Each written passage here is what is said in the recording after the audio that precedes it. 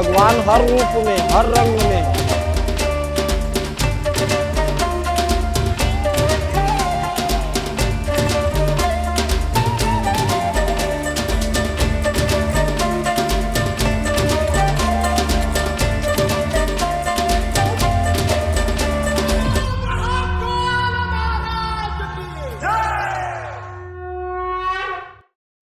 So I first heard about the Kumbh Mela back in Australia when I was researching India's largest religious festivals, and I read that about 400 million people would descend upon the Ganges at one spot over the course of a month and live in tent cities. 400 million people. That's obscene. You can't even say tens of millions of people, you quite literally have to say hundreds of millions of people. That's over 15 Australias going to this place over the course of a month. It's going to be totally wild. I'm so excited.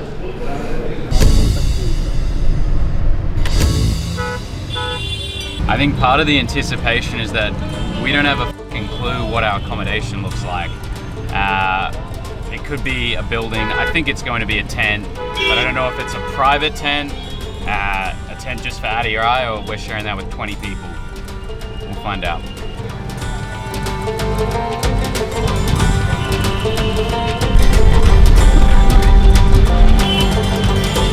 Alright, let's go get it.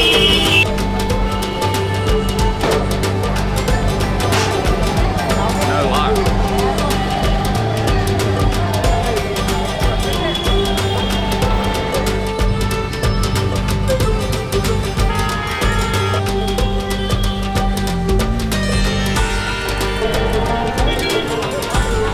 I don't see any other foreigners here, which we expected to see a few at least, but that's okay. I don't mind when I don't see any other foreigners. It means I'm perfectly lost.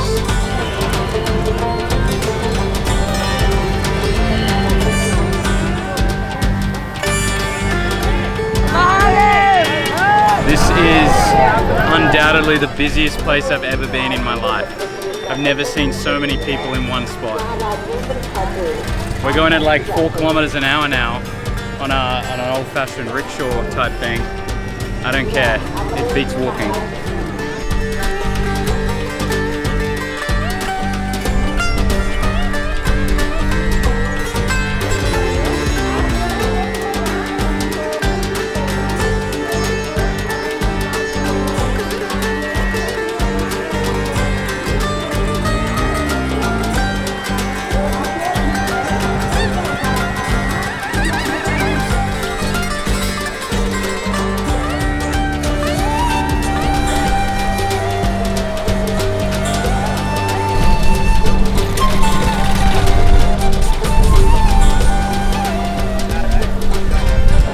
Well, that was some of the more stressful hours of my life, but we are here, and as they say, the steeper the path, the better the view, and we have a front row view of the real India and true Hinduism over the next 3 days.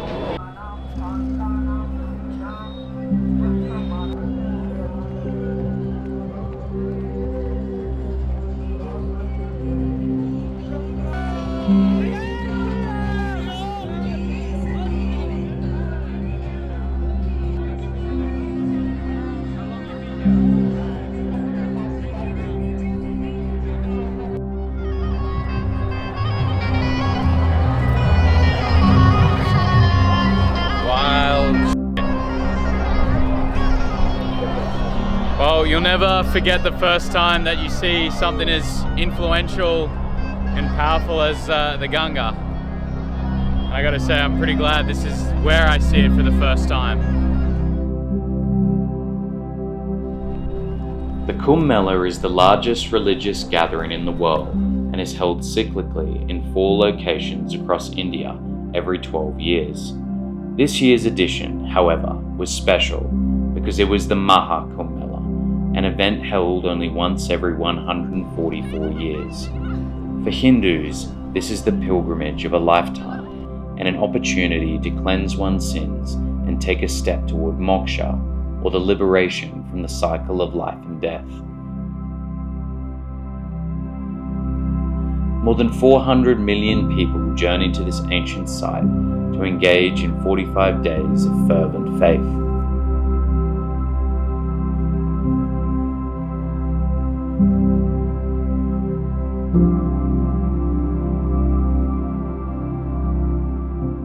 We've arrived, we've unpacked, we've gone for a walk. It's been a pretty big day of travel getting here. We're absolutely shattered. We are sleeping in a tent underneath the bridge behind me. That bridge is a train bridge. It's my first time sleeping in a tent under a train bridge. We're gonna try and get some sleep, but I gotta say, it is pretty loud when the train goes over the top of us, so we'll see how we go. And we're gonna rip in tomorrow morning. Alright, yeah, well, first morning as a 28-year-old, I woke up under a train bridge with the trains rushing past and the tent that we're in shaking from it. But I feel good, and I feel a strange sense of calmness, really, because I feel like I'm really meant to be here and I'm doing what I love and what I'm meant to be doing in many ways. This concept of home is a lot more abstract than people think. It's not so much a place for me, but a feeling of adventure, a feeling of being alive, a feeling of losing my ignorance. And you could really put me anywhere, whether it's right up the Mekong Delta or it's in the Horn of Africa. I think I'd be happy if I was chasing stories and I was on the edge of my capacity to learn new things. So, and you know you're at home because you have a physiological response and your whole body is at ease. Your nervous system is calm, and it's because you're living in harmony with a higher calling. And that's how I feel, I suppose, on my 28th birthday, which is probably the best gift I could have. And we're going to go out and explore the Kumbh Mela today. I don't know what we're going to do or who we're going to meet. All I know is that I'm glad I'm starting my 28th year in this world. This is our tent, so shoes off. Come on through.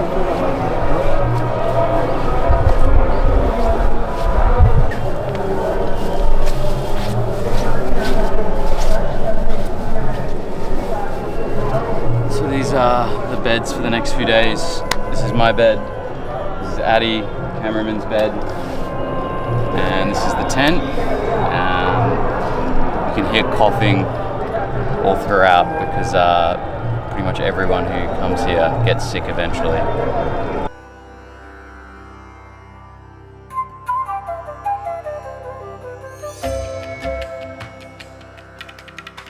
The first order of business for the day, though, was to recharge my tired body with a typical Indian breakfast. Fueled by both curry and curiosity, I then took to the streets to try and understand more about this seething ocean of passionate devotion. And of course, take the selfies that had become a normal fixture in my daily Indian life. It wasn't long before I met the first person of interest, whose origin surprised me. My name is Maitreya. My spiritual name is Maitreya. Okay, and what does that mean?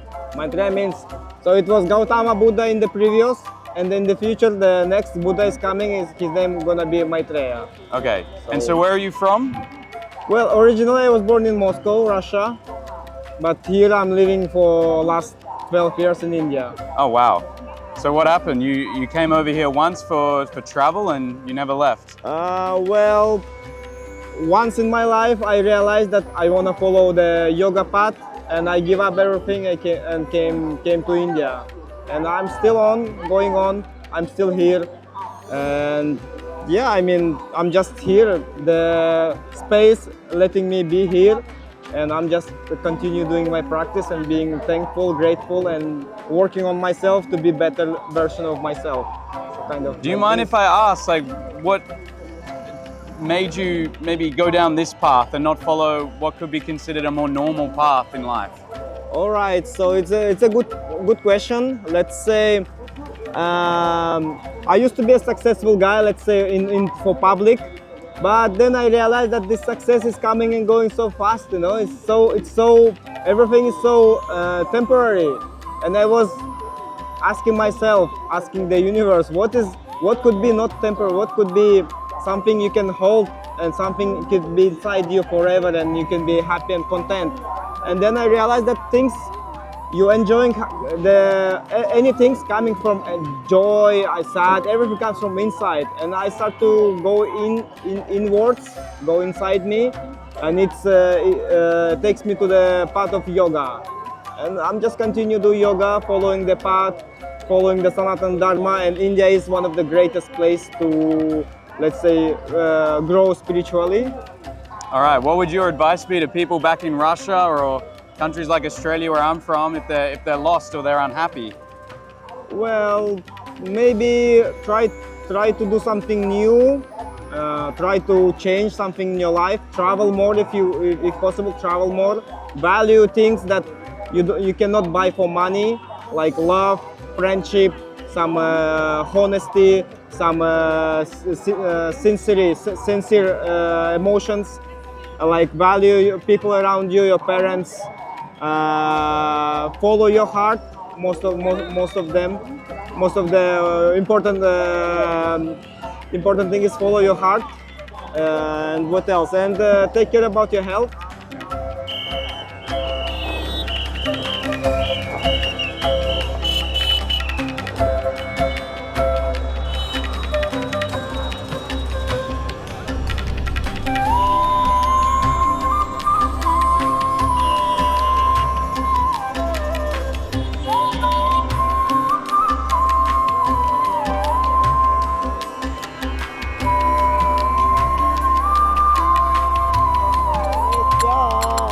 Sitaram Sitaram Sitaram जय सीताराम राधे श्याम राधे श्याम राधे श्याम जय Radhe Shyam.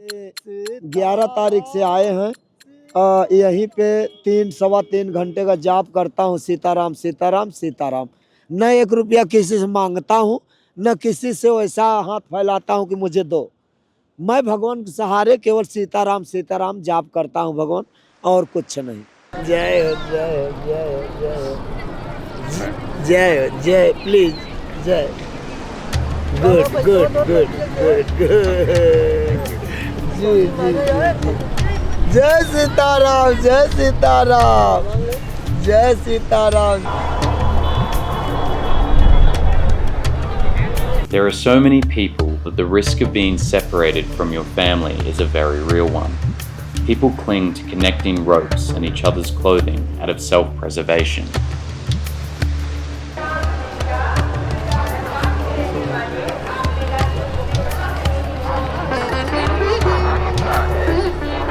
I then met a Baba, or spiritual guru, who donned flashy noise-cancelling headphones and polarized shades. He was the walking representation of antiquity meeting modernity. इंसान ही भगवान का रूप है। जो कुछ भी इस सृष्टि में दिखाई दे रहा है, जो कुछ भी इस सृष्टि में दिखाई दे रहा है, वो सिर्फ ईश्वर ही है। जो इसको ना समझते हैं, वो ईश्वर को कभी देख नहीं सकते, पहचान नहीं सकते, चाहे ईश्वर उनके सामने हो। ये संसार ही ईश्वर रूप है। शांताकारम भुजंग शयनम पदम नाभम सुरेशम विश्वधारम गगन सदृशम मेघवर्णम शुभांगम लक्ष्मीकांतम कमल नयनम योग विद्यानगयनम वंदे विष्णु भवभयर्णम सर्वलोकम एकनाथम। यानी सर्वलोक में एक ही नाथ है, वो है ईश्वर जो दिखाई दे रहा है। भगवान हर रूप में, हर रंग में, सब उसी का रूप है, सब उसी के रंग है। यहाँ ईश्वर से अलग कुछ भी नहीं है।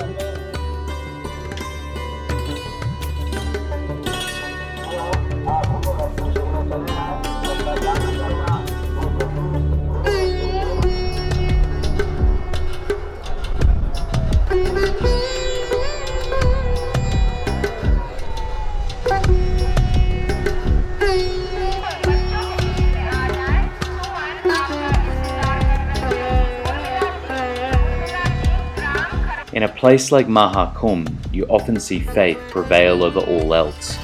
Scores of devotees for whom it made neither physical nor financial sense to travel so far had made the journey. In the evening, I happened across a man who looked like he had stepped straight out of a Charles Dickens novel. All right. So when did you come to India?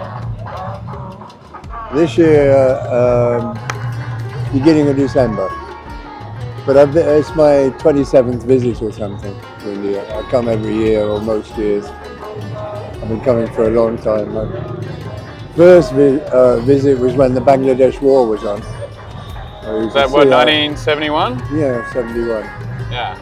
That visit wasn't very successful for me, but I suppose I learned a lot. But went back with my tail between my legs. What did you learn exactly? Well, better to give it more time. I didn't come back for 13 years after that, but since then I come every year nearly. So what is it about India that's special to you? Difficult to find a spiritual country in the world nowadays. And India is still very spiritual. They've been fortunate enough that they didn't have a centralized church to give them dogma to tell them how to believe in God. So they created lots of different ways of doing it. And every akara is independent. Everybody has their own belief. You know, you can worship 30 million or more gods. All the same one. You know, it's just a different aspect of the same one. But you know, people think otherwise. But Are you a Hindu? debatable. I think I'm every religion. That's from a normal reply. But I'm the essence of every religion. So when I was brought up with Christianity, of course, you know, it's the normal religion of Europe. But I had so many questions about the way they were interpreting Christianity that I couldn't understand. It didn't get me connected to God. Only in my quiet moments I found there was a connection with God. I didn't find it so much in the church, even though I was head choir boy and everything. But then I did find it in India. There's a spirituality, an underlying spirituality with no dogma. You know, you can believe many, many things or have images of God in many, many, many ways. All comes down to the same thing, love. Love is God. You know, and the Christians say it, but often they don't preach it. They go around the world saying, you've got to believe what I believe or we give you a hard time. You know? And too often the Muslims are the same, although I know very good Christians, I know beautiful Christians and beautiful Muslim people. I don't want to get involved in the dogmas of the church. I don't want people to tell me how to believe, I want to find it for myself. And here in India you're allowed to find it. This is the Maha Kumbh, if you like. People are telling me that the Maha Kumbh is only 144 years. And this is a special one because the planets are aligning. Happens in a week or two. The planets are aligning this time, and so it's going to be a very powerful Maha Kumbh. But every 12 years there's a Maha Kumbh in Prayagraj. And what does the Kumbh Mela mean to you? Madness. I mean, every form of beautiful madness. But it's such an amazing gathering. It's the biggest city in the world. No trouble at all. No alcohol. It's one very good thing.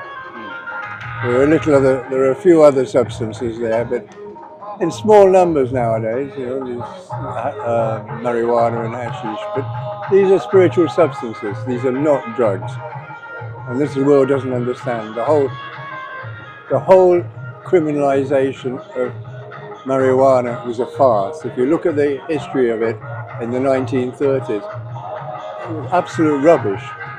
Anybody who's seen Reefer Madness knows it. You know, you're supposed to take marijuana and drive cars like this, but none of my friends do. And the other part of the movie is where the mad pianist goes and suddenly jumps up and stabs somebody. But it's never happened at all the parties I've been to. Anything like it. It's so crazy. I'm very sick, very annoyed that it's still criminalized in such a way. And still the whole world believes it's a dangerous substance. I don't smoke anymore, you know, but it's never been a dangerous substance. It's only misinterpretation. And it was only because certain people who were already rich wanted to get richer. And what is happiness? Being able to breathe freely and speak freely and enjoy nature. Nature is the most amazing thing in the world. But let's cover it with tarmac. Let's cover it with concrete. Then we can make money. Totally insane. So the sun's just risen here and this place is already wide awake, but I don't think it ever went to sleep.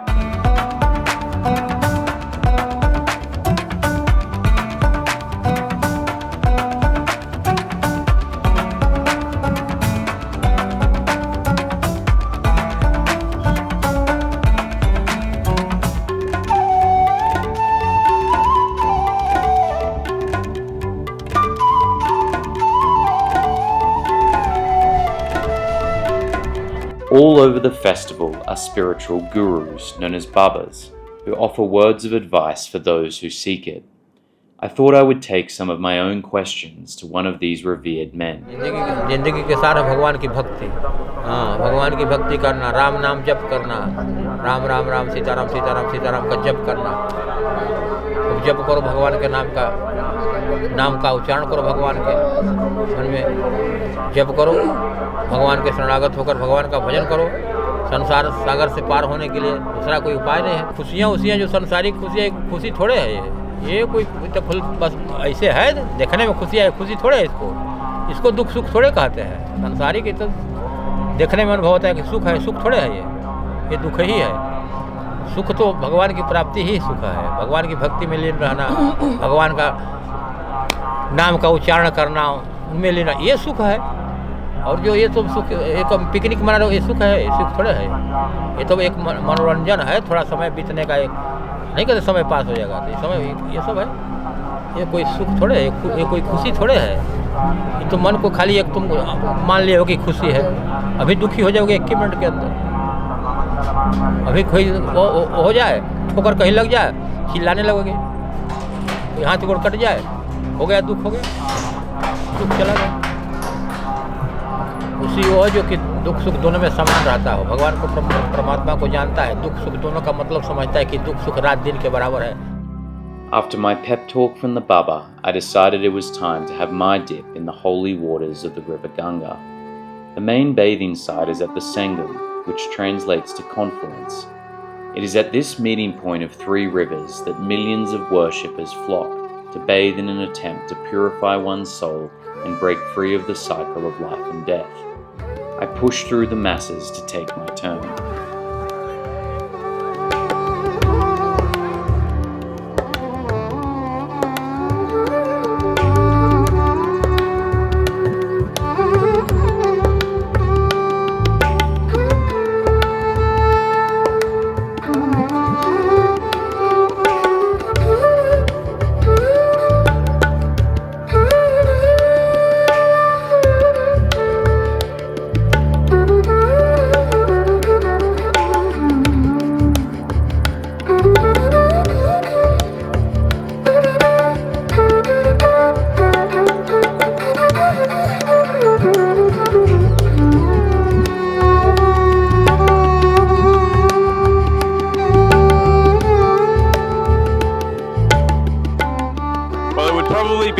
Disingenuous of me to say that I feel closer to God, given that I don't believe in Him, but I definitely feel refreshed, and I'd like to think that if God does exist, He'd be most pleased with my efforts here today.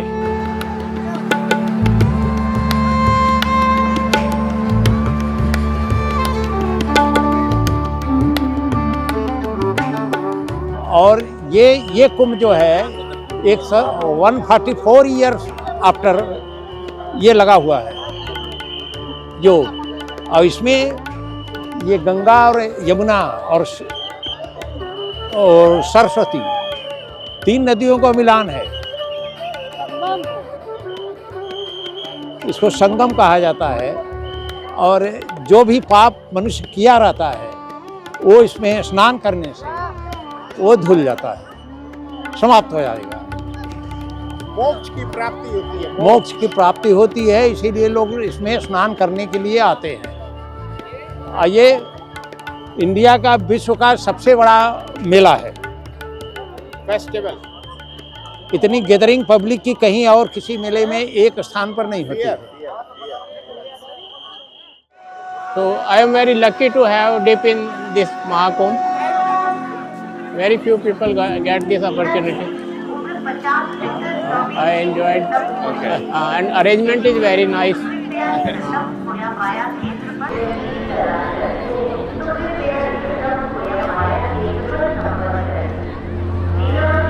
It really is incomprehensible how many people are here. I've never seen so many people in one place. I probably never will see so many people in one place unless I come to the next Kumbh Mela. The way I would describe this place is organized chaos. It's frankly astonishing that there aren't more deaths, there aren't more fires. It's an intense place, but it's a very happy place, and there really is a special energy hanging in the air. Beyond all the pomp and passion lies a darker, tragic side to the Mela. This many people simply can't come together without there being some issues. When they are small, Indians are told of the stories of the Mela's lost children. For some, what is meant to be the pilgrimage of a lifetime becomes a living horror show. On our last evening, we visited one of the lost and found stations, which receives anxious and grief-stricken families looking for their loved ones. ये शिविर हमारे पिताजी स्वर्गीय पंडित राजा राम तिवारी 1946 में मात्र 18 साल की उम्र में प्रारंभ किए थे। भारत सेवा दल भोले भटके शिविर का गठन किया और लगातार 70 वर्षों तक वो सेवा करते हुए 20 अगस्त 2016 को माँ गंगा की गोद में समाहित हो गए। उनके इन 70 साल की सेवा में उन्होंने 12 लाख से अधिक महिला पुरुष और 22,000 से अधिक नन्हे मुन्ने बच्चों को उन्होंने मिलाया था। उनके साथ इस सेवा कार्य में मैं 1995 से लगा। सामान्यतः एक दिन में 2,000, 2,500, 3,000, कभी कभी 100 डेट के हिसाब से है। ये निःशुल्क सेवा है, निःशुल्क। जो यहाँ आएगा उसको रहना खाना नहीं मिलने पे घर तक भेजा जाता, फ्री सेवा।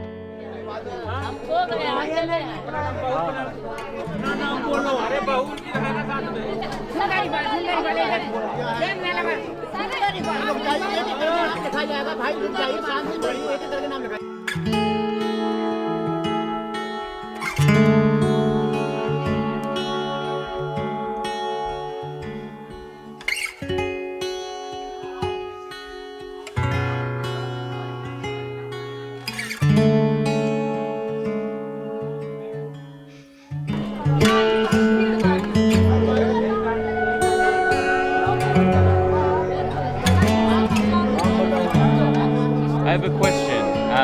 So you're working on the desk? Yeah. Yes. How many people visit you each day? Here, Yeah. 800 today.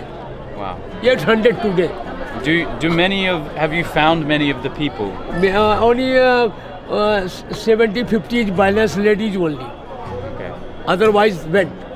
Okay. Okay, thanks. Okay, thank you, sir. Very fine. Magic, madness, or a mix of both. The Maha Kumbh left a scratch on my memory that will last a lifetime. I will remember the crowds, the devotion, the joy, and the anxiety. In life, if you are lucky, every so often you feel like you are part of something bigger than yourself, a part of history, a part of humanity. It is in these moments that I truly live, and I feel a little less afraid of whatever is next.